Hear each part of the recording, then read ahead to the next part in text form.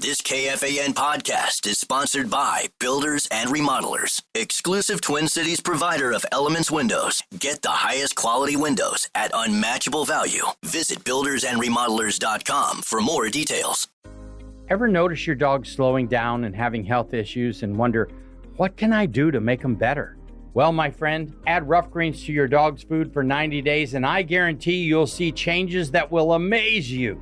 Greetings. Naturopathic Dr. Dennis Black, inventor of Rough Greens here, and I invite you to give your pup the Rough Greens 90-day challenge. In the first 30 days, you'll see shinier coats and increased energy. By day 60, your dog will have a stronger immune system, less shedding, improved joint function, all due to the live nutrients that you've added to their diet.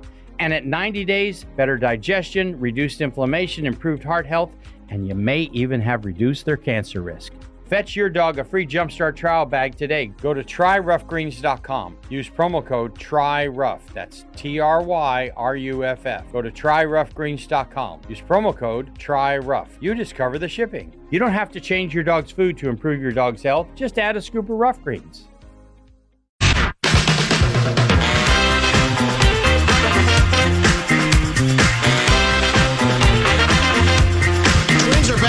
After a wildly successful road trip, although it ended with a close loss yesterday. Chance to actually tie the game yesterday, down 4-2. But what would have been a two-run dong, basically stolen, right? That ball was out of the ballpark, was it not? Yeah, believe it was. By, who hit it again? Royce Lewis, who had already hit a dong earlier in the game.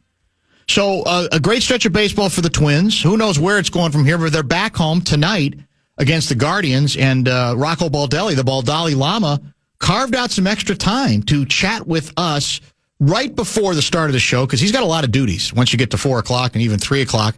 And we're going to play back an extensive conversation with Rocco on pitching, on hitting, on concussions, and so much more. Mr. Baldelli, let's start with the obvious question. After yesterday's loss, did you call for a team meeting?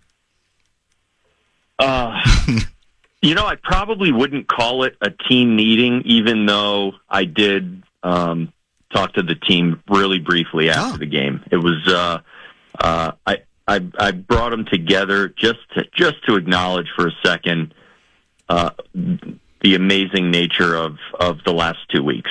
And it was championship caliber baseball for 2 straight weeks. Definitely one of the best stretches of baseball I've ever been a part of in my entire baseball career. It fired me up. I know everyone else felt the same way.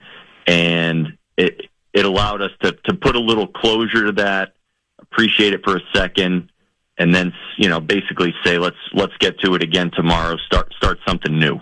And all that, but I think everyone was thinking the same thing after the game because at some point it's going to end. Sure. And that was lengthy and that was very good stuff. So I was excited, and it was certainly something that I thought needed to be acknowledged to all these guys because they've been doing a great job. For you, as a guy who's been around the game a while and managed a while now, what stands out to you? What made it as successful in your mind as it was?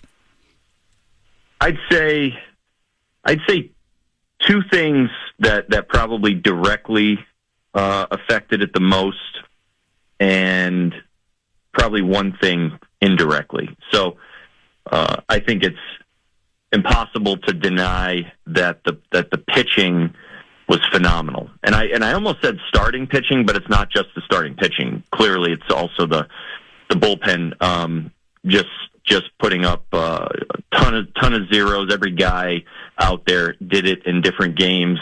But the pitching as a whole was just top of the line. And when you only give up 2 or 3 runs a game, you're going to win a bunch of games. You're gonna have a playoff caliber team if you have one of the best pitching staffs in the game. So that was probably the first thing that I thought of. But also the contributions that a number of our guys made, and not just our guys hitting at the top of the order. Those guys had their days and their games where they led us and homered, and Buxton and Jeffers in the lineup putting good swings on the ball.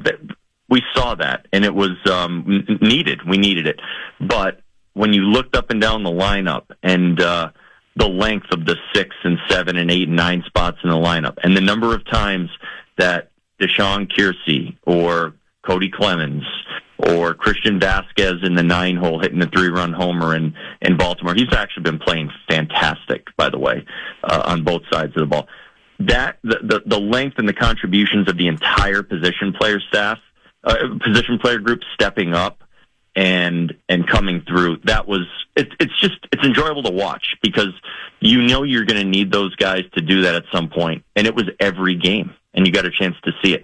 Now, the indirect thing that I was referencing was the way that our players, the way that their mentality stayed very honest and true and consistent. The positive nature of the way that they went about their business, essentially when we weren't playing our best baseball a few weeks ago, and in the middle of April, the Baders and the Francis, who are new faces here, Danny Coulombe in the bullpen, he's not new, but he's back again. The way that they helped push and set a good example and keep everybody going in a great place. That is, I think, how you reclaim what you're looking for. The way you do it is you'd never lose it in the first place. And nobody changed a thing in what we did, but the results came. So, then towards the end of this, obviously, you get the Buxton-Correa collision, in which now they're both dealing with concussion issues, and I think originally maybe there was some hope that Buxton might avoid that. But concussions are weird, as you well know. So, how much does that? I mean, there is that feeling of okay, we finally got something going after the 7-15 start, and then two players who obviously for various reasons have had difficulty from time to time staying on the field all the time. They collide. It looked brutal, by the way, at least from the Barca Lounger when I was watching. May have been a different perspective for you, but. How do you how do you, I guess, reconcile that or process that part of the deal? Because I want to say, all right, it's a week and they'll be fine, but concussions don't always work that way. So how do you process that part of this deal? Yeah, on the injury side of it first, I don't, especially with concussions, I don't ever have timelines in my head, regardless of whether it seems severe or seems somewhat on the lesser side of things, severity-wise. I don't anticipate.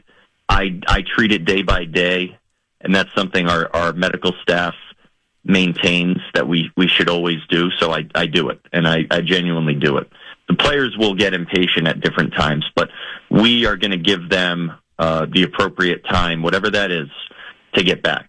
And you're right. That particular injury, when guys are concussed, not something we deal with in our game as much as some other games deal with it, but it was something that it was impactful. It was this isn't something that we're going to brush off, and both of these guys they're on their way back. I think both are improving, but we're going to be waiting and treating this day by day. So along with that, obviously the baseball side of things is going to be affected, and in a big way, because those guys are as big as it gets when you talk about our club. But the one thing about baseball as well is that every team, every year, has to redefine themselves numerous times. And that moment in time was probably one of those moments for us where we have to acknowledge that we're going to have to win in different ways. We're going to have to bring guys up, call guys up. We're going to have to thrust guys into roles and ask them to respond and go perform and go produce and hit some doubles and play good and play in positions they haven't played before. And we seem to do that probably as much as any team in the league, maybe sometimes by choice, sometimes because we're forced. But this is a time where we're kind of forced to do it, and we're going to have to redefine who we are and win in some different ways. And the guys are up for the challenge because the confidence is high right now, and whatever they're asked to do, they're gonna run towards it. Rocco Baldelli, kind enough to join us this afternoon on the Fan. Twins, of course, back home against Cleveland. More on that in a minute. Is this, since you've managed this team, was this the best you have observed of Byron Buxton when you factor in all of the different ways he was performing as well as he was? So that's a tough question because he's so good. You know, it's probably one of the maybe the two best periods of time.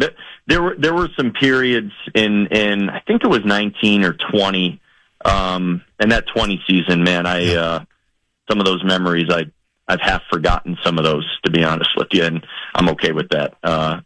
You know, I like it when the fans are in the stands and the game, you know, when you're playing in front of the cardboard cutouts, you forget. But there were some periods in there where he was just, you know, kind of a superhero because he's doing everything and he's moving at a speed on the field, doing things, you know, whether it be his legs or his bat speed, or the way he was defending. He just does things that you just don't see them. So you see the game being played at a super high level by all these other players, but then you see him do it, and the whole game looks different when he's out there doing it. So that's what he's looked like this year. And he's back to that. And he's able to walk around like a you know, completely you know, free and confident and you know, exuberant human being, and that's his smile is contagious. He gets people going. He gets the coaching staff smiling. He gets his teammates jumping on the rail and you know, doing things. I've always said when he makes a play, first thing he wants to do is look towards his teammates and enjoy it with them. And trust me, there's nothing that gets these guys going like Buck doing something. Twins manager Rocco Baldelli. And we got a lot more with him. In fact, a little bit more regarding the Buxton injury and the ramifications of it, the concussion protocol involving a guy who's been hurt, obviously, a lot in various ways. And we go deep on the Twins' pitching performances to this point and even get into some very deep philosophy about the changes the Twins made, largely because Rocco wanted them changed, regarding the hitting approach, and even how players had to kind of be, in a couple of cases, maybe brought along to that particular point of view. Much more with the Twins manager. Twins back in action tonight at home against the Guardians. Double T Trent Tucker. We'll talk Timberwolves basketball playoff preview. This podcast is sponsored by Talkspace. May is Mental Health Awareness Month, and Talkspace, the leading virtual therapy provider, is telling everyone, let's face it in therapy. By talking or texting with a supportive, licensed therapist at Talkspace, you can face whatever is holding you back, whether it's mental health symptoms, relationship drama, past trauma, bad habits, or another challenge that you need support to work through. It's easy to sign up. Just go to Talkspace.com and you'll be paired with a provider, typically within 48 hours. And because you'll meet your therapist online, you don't have to take time off work or arrange childcare. You'll meet on your schedule. Plus, Talkspace is in-network with most major insurers, and most insured members have a $0 copay. Make your mental health a priority and start today. If you're not covered by insurance, get $80 off your first month with Talkspace when you go to Talkspace.com and enter promo code SPACE80. That's SPACE80. To match with a licensed therapist today, go to Talkspace.com and enter promo code SPACE80. At 5:30. The Fan and BigDeck.com want to give you a shot at bonus bucks with our national cash contest. 4 o'clock keyword is fun. Go to KFAN.com, enter the keyword fun.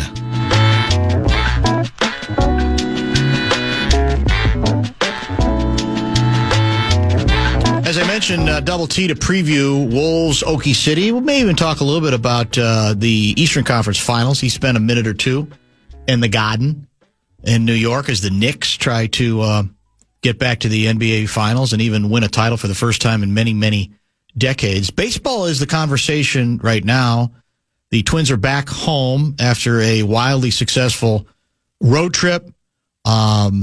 And we had a chance to catch up with the Twins manager again, Rocco Baldelli. A little bit more coming on the Buxton injury and its ramifications.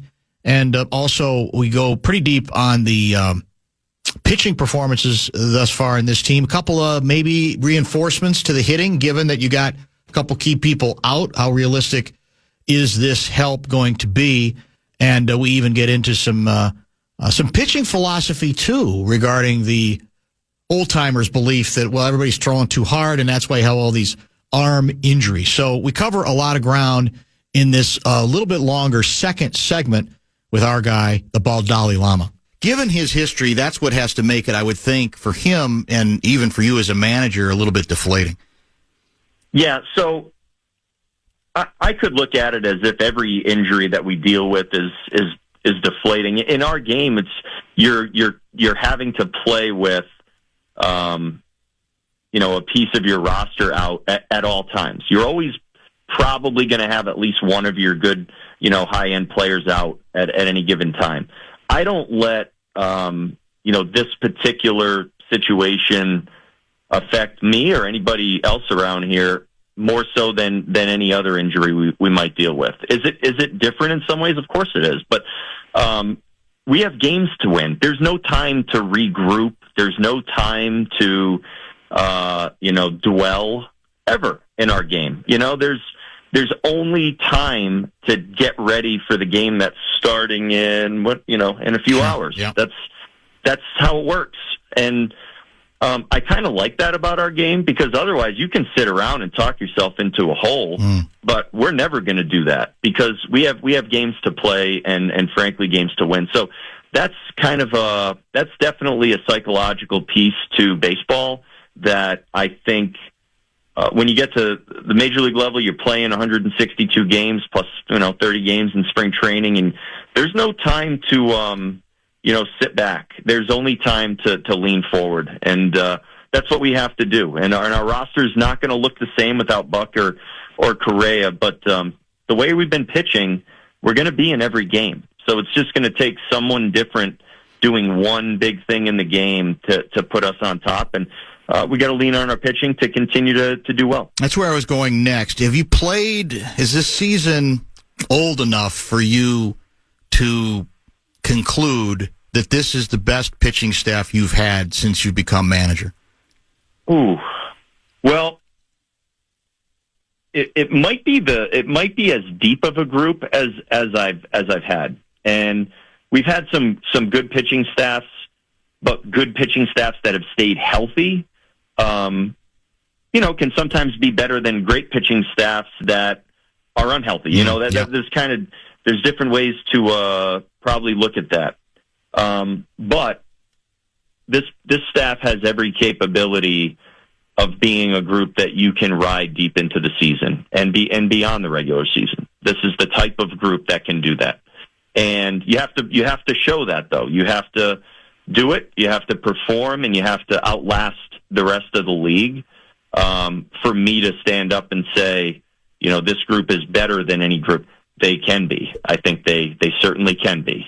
But we're going to, and I think they wouldn't want, knowing these guys, I know these guys, they're like, let us show you. We'll show you. That's the way that they're going to be thinking about this. Don't tell us how good we are. We're gonna show you how good we are. What's the key to Chris Paddock's success? What is he doing better, more consistently, or different to give people the idea that maybe he's figuring some stuff out? Yeah. These last two starts are the best starts I've ever seen him have. And I know when he was a young pitcher in this league, he was very exciting. I mean, the whole league was talking about him for good reason. But with my own two eyes, he's been dominant. And, what goes into that? I think a big part of this is his stuff, as we talked about all the way back to spring training, is up from last year. It's significant. It's noticeably up from last year. And that's, I think, the return from his Tommy John surgery, really settling in, feeling confident, letting the ball go, and not feeling like he has to protect himself, even in a minor way.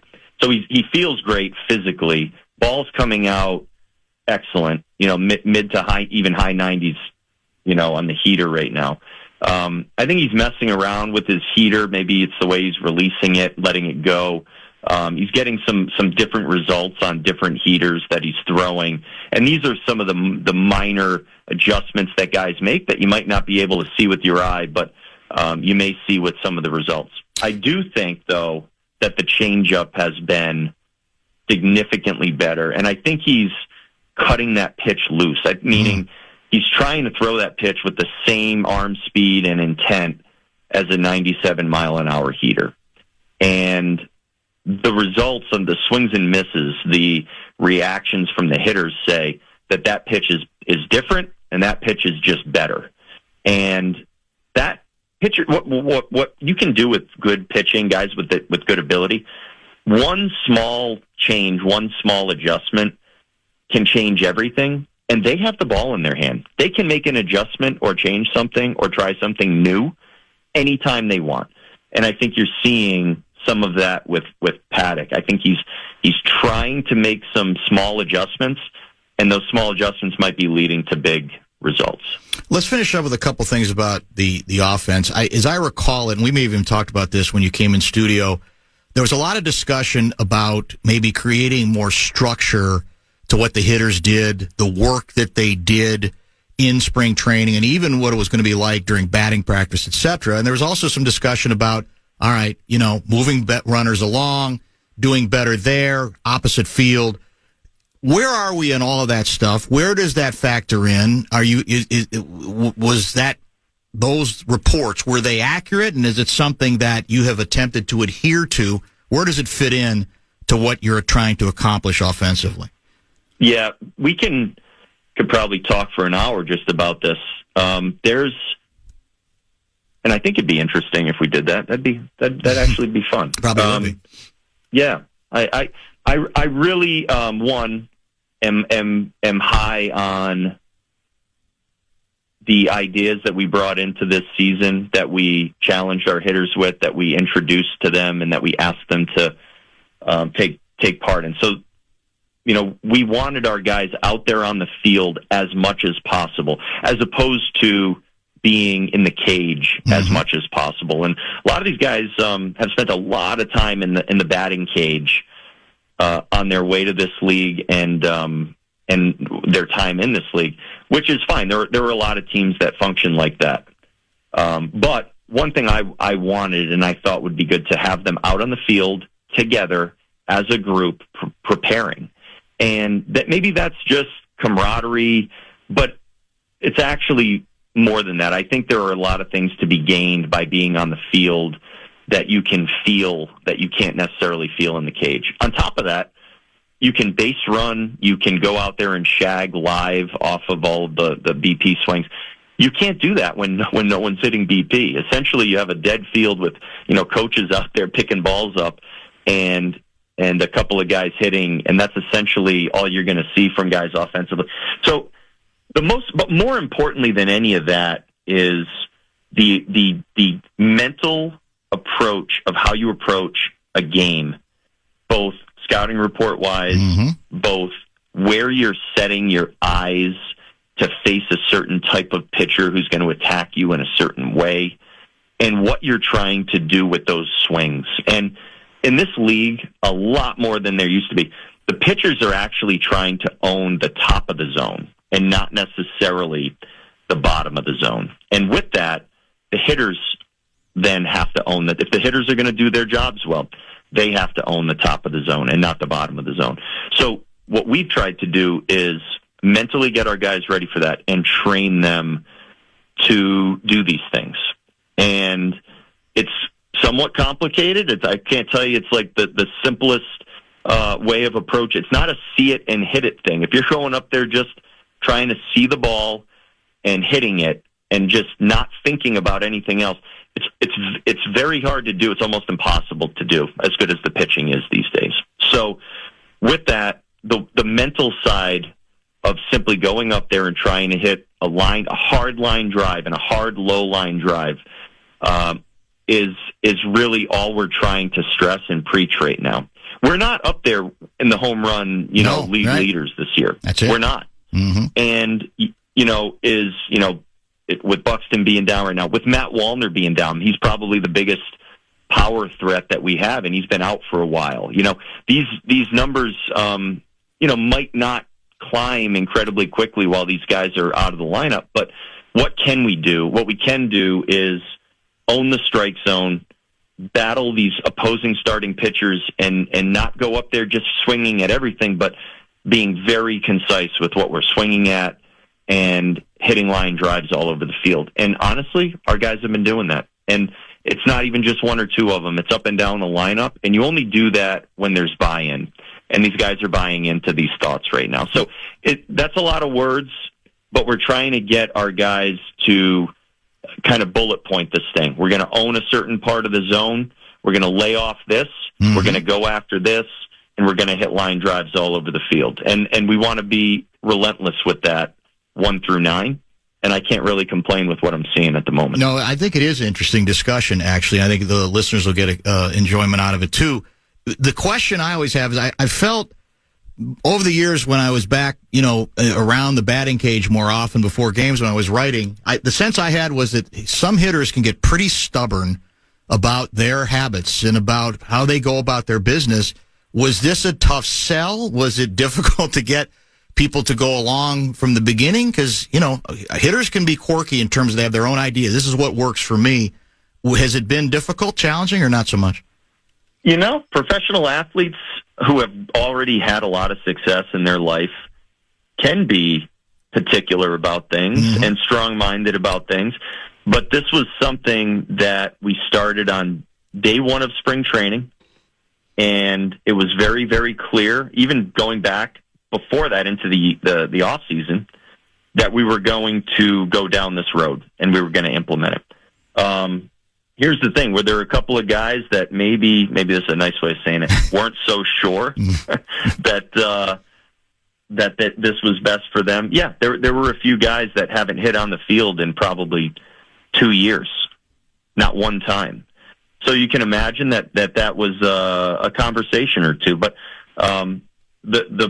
it comes down to this being a team sport and a team thing that we wanted to implement, and I wanted to implement. So, when you get your veteran guys to get out there and go do it, then everybody else will follow, and it worked out pretty well.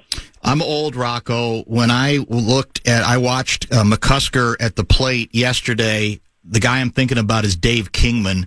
Just because he was just so enormous. And he's so tall. Was he 6'8"? Whatever he's listed at. Looks like he's even taller than that. So tell me a little bit about him, where he fits in, because it strikes me, based on his record, he's kind of a feast or famine guy a little bit. Can certainly hit the ball a long way, but then strike out a lot as well. Where does he fit in? Yeah, it's hard to take your eyes off of him. Yeah. I mean, it's a different, physical version of looking up and seeing like an Aaron Judge-sized, gentleman out there on the field. He does have the big power, not surprisingly, but he's been a guy that has totally revamped his approach this year, and he's done a really good job of hammering balls in the zone that are left where he's looking and laying off pitches down and breaking balls out of the zone. He's done a really good job with this. So, like everyone else, he definitely looks the part. It's almost like Jace Tingler laughs. It's like, this is, we're choosing our gladiator, and here he is, and you send him out there to the plate, and everybody on the field's looking at him like, where the hell did you find this guy? You know what I mean? Yeah. Like, but we found him in independent ball, mm-hmm. working his butt off and trying to get to the big leagues, and truthfully, he's made a ton of great adjustments in order to do it, and sometimes those big fellas need a little bit of extra time, regardless of the sport, to figure out their bodies and to figure out what they're doing. But man, he is some kind of physical specimen. We're actually going to play him today. Nice. He's going to be out there, and I got him in the lineup facing Logan Allen, the lefty for the Guardians. So we're going to get a chance to see old Carson out there, and he'll do just fine. Another time when we have more time, we need to get into a longer discussion, because I think it'd be right up your alley. To get your reaction, I don't know if you read the piece. You're kind of busy these days, but there was a lengthy story in, believe it or not, The Atlantic on Leo Mazzoni. And one of their writers went to visit him. And, Leo is about as old school as it gets to pitching and pitchers and what they're now being asked to do. And I'm fascinated by this whole collision between the old school guys who say it shouldn't be, you're killing arms because you're making it about velocity all the time, and that he thinks there's a different way to do it. I don't know if there is or not, but I bet you it would be a discussion that's right up your alley. I'm sure you have some thoughts on it. Yeah, I think that there are different ways to do it. I actually totally agree with that statement. I think there are obviously different good baseball discussions and even caveats to kind of go down and cut that up. But there are a lot of good pitchers in this league that don't do it just with velocity. Mm-hmm. But there are a lot of pitchers in this league that can only do it with velocity. They don't have those other tricks or that deception or that ability to spin the baseball so good that it works, or that really good changeup that just you can work towards those things, but there are a lot of people that may not have those abilities. But what they do have the ability to do is to throw 99 miles an hour. And it's still very difficult in this game, no matter who it is, whether it's an established pitcher or a guy that just gets called up. When that velocity starts ticking above 95 and it starts, getting up into 96, 97, 100 mile an hour range, that is an equalizer to a lot of good hitters.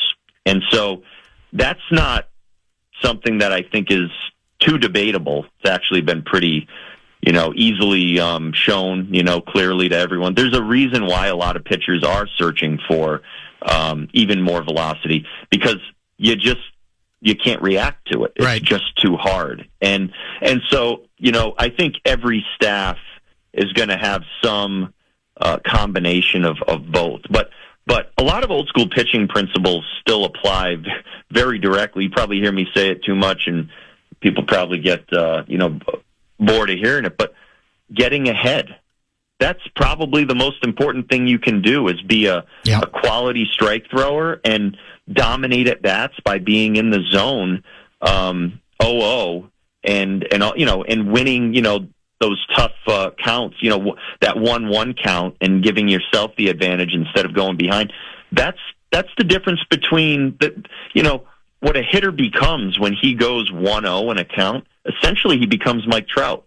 Sure. That's what the numbers look like. Right. And I don't want to reference numbers, but would you rather face Mike Trout, or would you rather face a light hitting backup infielder? I'd rather face the light hitting backup infielder if I'm a pitcher. And the way that you do that is you take command of that count. So that type of old school mentality, it's like, you got to throw strikes. You got to be ahead in the count.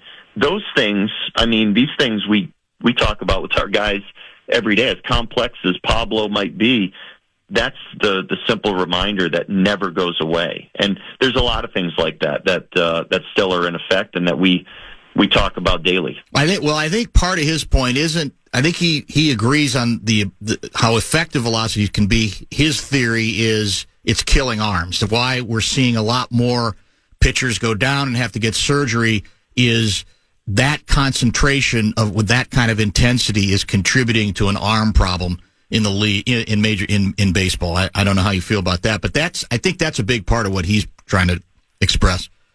So I can't sit here and probably argue too passionately in either direction. But if I'm using like just what I've observed, generally speaking, I think he's probably right. I think that's definitely a factor in everything that we see. It's in addition to the way the guys throw and pitch in the game, the way that guys train these days compared to maybe 20 years ago when I was playing and watching a lot of the guys that would pitch. Most of them would get a light lift in every week of some kind, do their arm exercises in the training room pretty religiously.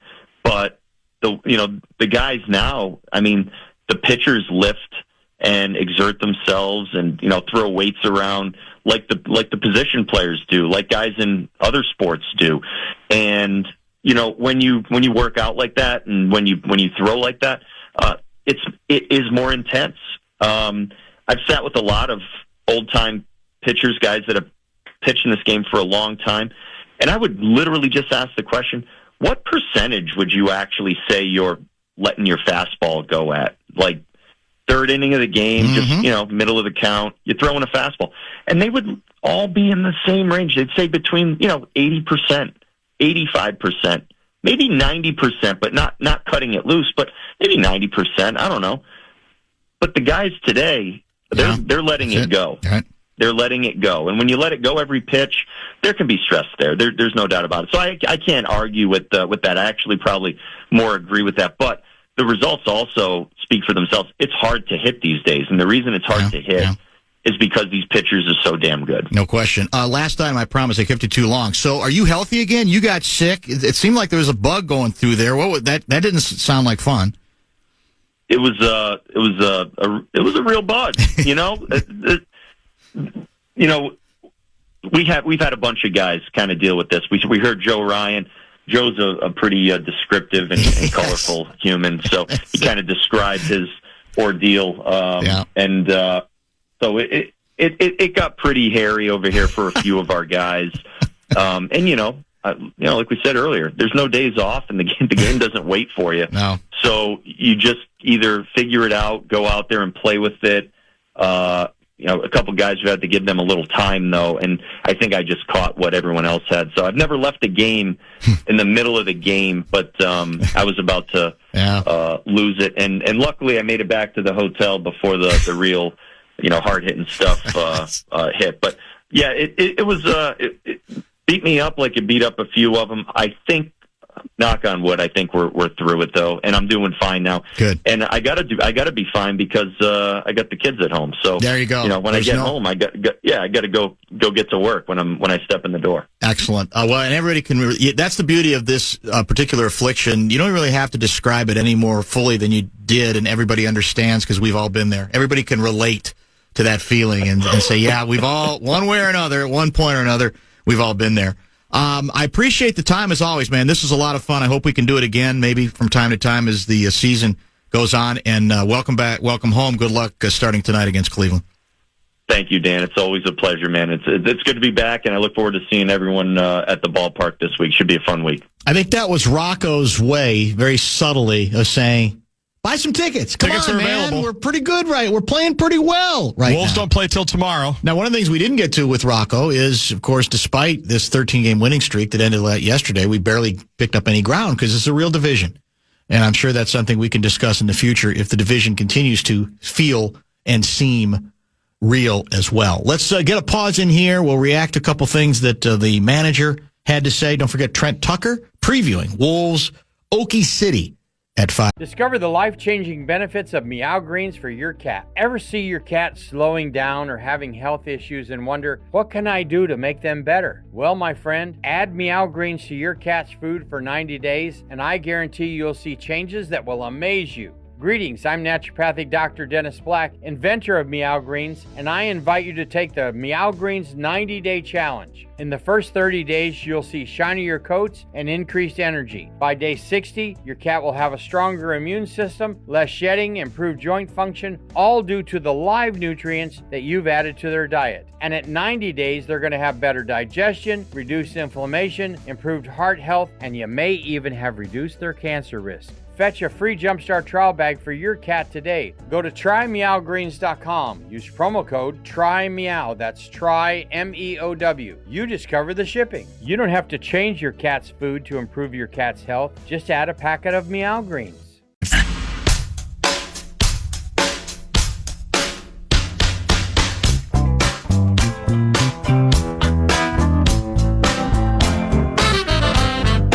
There's no time to sit back. There is only time to lean forward. Yeah. As Texter Todd writes, that's the Baldelli Llama. Right? Where else can you get that kind of baseball philosophy? Not baseball philosophy, life philosophy. Exactly right. No time to sit back. There is only time to lean forward. I'll be honest with you. That would be a pretty cogent political message for somebody wanting to run for high office, would it not? Just build it all around that. There's no time to sit back. There is only time to lean forward. So what happened with that scandal 18 months ago when you were doing lower office? We don't have time for that. We have to look forward. That's it. We're moving forward. Our hand, it's really the hand is on the plow, right? We're moving forward. It's another way of saying your hands Row on the boat. Yeah. Just keep going. That's it. That's exactly right. And like Phil Jackson, it sounds better when said by the Baldelli Llama. It really does. Dan, was Rocco calling out Joe Mauer with the backhanded comments about staying ahead in the count? Tear down that statue. Poor Joe. No, I don't think he intended it for that reason. You know what's sick, though? I was sitting You thought it too? behind your right shoulder when he was talking about that. Yes. And that's what came into your head? And I said, then Joe's either the best hitter in the world or the dumbest hitter in the world, right? Because Joe was able to become a first ballot Hall of Famer. That's true. Despite the odds being stacked against him by his own you approach. could look at it either way. You're every right. time. Yeah. That's what was amazing. Well, I admit I was in the group that was annoyed by that desire to do it the way he did it. Maybe Rocco. But even in my evil little mind, I didn't think of it in those terms. The first thing I thought of. That you thought of it as did a texter. Because we had it for how many years did he play? 15, 16 years. He did it every time. It was just conditioned in us. And obviously, he didn't need us. He's in the Hall of Fame. Batting first champ, ballot. MVP, whole bit. But imagine, had someone just told him, hey, here are the numbers. When you get down 0-1, it's really difficult. I wonder if he had done it a different way, if he could have been a career 400 hitter. That's what I'm saying. Yeah, career. We'll never know. Hitter. Not just one season matching Ted Williams, but a career 400 hitter. Well, we'll never know. His backup utility infielder, as Baldelli described, that's what every hitter allegedly becomes when they get behind. His backup infielder average was whatever it was, 3 or maybe something. This was his way of saying, this is how good I am. I think it was. It might be his way. The ordinary Joe was actually a subtle flexor. Extraordinary. Yeah. Dan, hi Dan. Dave texting from Des Moines. First time I've heard Rocco in any detail. Awesome interview, and I appreciate learning how he thinks. We've had great luck with him. I thoroughly enjoyed that discussion. And part of the hard part with him is there's about 8 things related to, okay, let's address this upcoming series, a few other things involving the team. But it's so much more fun with Rocco, I think, to get into other stuff because he seems to enjoy that. So I wouldn't count on us getting him every other week. But it sounds like we might be able to a couple more times this season. Sure. Mix him in, and I definitely appreciate him taking as much time as he did. So we'll try to keep it in the mix. On another subject, a callback to earlier in the show, 612 guy writes, I did the research. You can definitely buy Twins tickets from any jurisdiction in the land. They are not picky. It's brilliant. Very well played. Well, the other thing along those lines real quick, because someone did ask, do other teams do this? The Philadelphia Eagles allowed tickets to be purchased by anybody, but if you are from out of state, you might be murdered. You might die. You might die. So that's the risk. They don't even put that on the website. You don't know that until you go. You can go. You can go, but that's you have to be prepared for that eventuality. It might be your final purchase. Yeah. Well, I texted a couple ticket people. I don't know if you got anything, because then I sent you somebody who tweeted at both of us. Yeah. Regarding a belief that he found a criteria that involving the Wolves, but I don't know how accurate that is. Did you do any follow up on it? Did you know anything about it? I've done some looking into it, and I wonder, because that individual sent a list of 4 things that it could have been. Yes, that's right? true. And I don't know if that's some boilerplate from the company. Because here, just anecdotally, one of my high school buddies pulled up for Game 5, Wolves-Warriors, Wednesday night. He went to the game, brought his dad.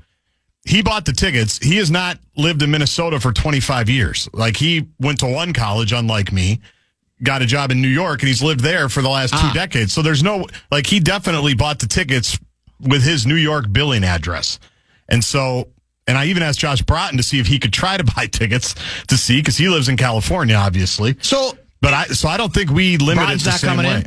No, he likes to stay out in the hills. Is Krager's coming back? Do we know yet? I haven't checked. Good question. I have not checked with him either. Maybe the last word from your guy Municky, because I emailed him directly. Yeah, I was thinking of texting him too. Here's what he wrote: we quote unquote look at residency, we can track brokers, but we allow purchase. So he's saying that they are not doing it. Well, I'm not saying he's saying this. He's giving me what the answer to my question, which had to do with the Wolves policy. And he would know, and he says that they will allow out-of-state people to indeed purchase. Now, maybe the limit of 4, that's part of the reason you do it, where you say, yeah, we're willing to let you come in from Norman, Oklahoma, but we're going to give you 4 tickets. We're not going to let a broker from Oklahoma City take over, have a better chance to quote unquote take over the arena. So there's, we hope, some I guess clarification on that particular issue. If you had not heard, what we got into earlier was something you had quoted, and it was I think a listener who had tweeted at a bunch of us at the station saying that he was prohibited. He was a Wolves fan. Yep, prohibited from buying any number of Wolves tickets, and that the language he got back in return from the ticket site, the Oklahoma City ticket site, was you got to basically, the policy is you got to be from one of, what is it, like 4 it's states? Like 5 surrounding states. Yeah, and it's right there. It's to their credit, I guess, they're not running on the website. Yeah. It's right there. When you go to buy important information, you have to be from one of these 5 states. It's correct. Arkansas. I don't even know. Did I say Texas? Because, I mean, could our guy Mitch Lawrence buy us a couple of tickets and then he could transfer them to us? Probably could, I guess, on that basis. Yeah, I'm sure he'd love to do Fort Worth based these days. Sure, he'd love to do that. No problem. You want me to do what? He did. Yeah, that's exactly what he would He'd say. rip us forever, but that'd be great. Yeah, that's it exactly. So that will indeed. It'll be interesting to see then. Has anybody in any Oklahoma City playoff series ever noticed fans from other teams? I mean, probably not on the basis of the policy. No, because they're all wearing the same shirts. They are literally They're doing wearing the stripe out, the white out, the blue out. They're all wearing it. And don't they have a rule that it's you can't wash it. You have to keep wearing the same shirt over and over again. You got to be nothing would surprise me. Make it more authentic. And that Oklahoma City humidity. Yeah. Oh, that would be a little. Yeah. You spend much time there? I covered an Olympic festival there, and I think many years ago. Back when they had it there a couple times. Was it there? I think it was there, Oklahoma City, one year. And then I don't think I ever, well, they didn't have a basketball team when I was still writing, I don't think, for much of it. So no, I don't think. I'm pretty sure some Olympic events are being held there, aren't they? Yes. The LA Olympics. They have a lot of facilities. That's why I think like I said, like the Olympic festival is there. Yeah, exactly. I think that would be, there ain't a lot there. No. I mean, I'm not judging. No. I mean, I'm not turning it into, well, they shouldn't have a team or anything like that. No, they've obviously supported the team. Very supportive club. Double T is going to join about a half hour. We'll get his view on both series now that we are in the so-called Final Four and what chance he gives of Wolves Knicks being the finals. You know, Cat against us. 2 teams that made the big trade before training camp opened. Be a hell of a story. I mean, New York basketball history speaks for itself, although it is funny. A number of people have commented on this. Why is it that TV cameras feel obsessed to focus on former New York Knicks who really, in all honesty, aren't even associated with the team? Yeah. Steph Marbury included. Right, I know. Or that did very little for the team did nothing. while they were there. Grand total of playoff victories, Steph Marbury accrued as a member of the New York Knickerbockers, 0. Is that right? Yeah, it's a little sad when who mentioned this? It might have been Scalabri. Somebody said, "What's wrong with this picture when New York Knicks, who were barely with the team for more than 15 minutes or did nothing with the team, and now they're acting like they're these huge fans, are on courtside." And former Senator Bill Bradley, who played on world champion Knicks teams, is in the rafters. Is he Something's wrong with a bit of an exaggeration, but not on the court. Same place. Yeah, Bill Bradley should be sitting wherever he wants to sit. A former guest on the Bumper to Bumper show. That's right. It was before my time, but I remember it. Many years ago. Top 5. NBA, Twins, and one of the most boring golf majors in recent memory. That's what Tiger Woods will do to the tournament. He just makes a mockery out of the competition. Ever notice your dog slowing down and having health issues and wonder, what can I do to make them better? Well, my friend, add Rough Greens to your dog's food for 90 days and I guarantee you'll see changes that will amaze you. Greetings. Naturopathic Dr. Dennis Black, inventor of Rough Greens here, and I invite you to give your pup the Rough Greens 90-Day Challenge. In the first 30 days, you'll see shinier coats and increased energy. By day 60, your dog will have a stronger immune system, less shedding, improved joint function, all due to the live nutrients that you've added to their diet. And at 90 days, better digestion, reduced inflammation, improved heart health, and you may even have reduced their cancer risk. Fetch your dog a free Jumpstart trial bag today. Go to tryroughgreens.com. Use promo code TRYROUGH. That's TRYRUFF. Go to tryroughgreens.com. Use promo code TRYROUGH. You discover the shipping. You don't have to change your dog's food to improve your dog's health. Just add a scoop of Rough Greens.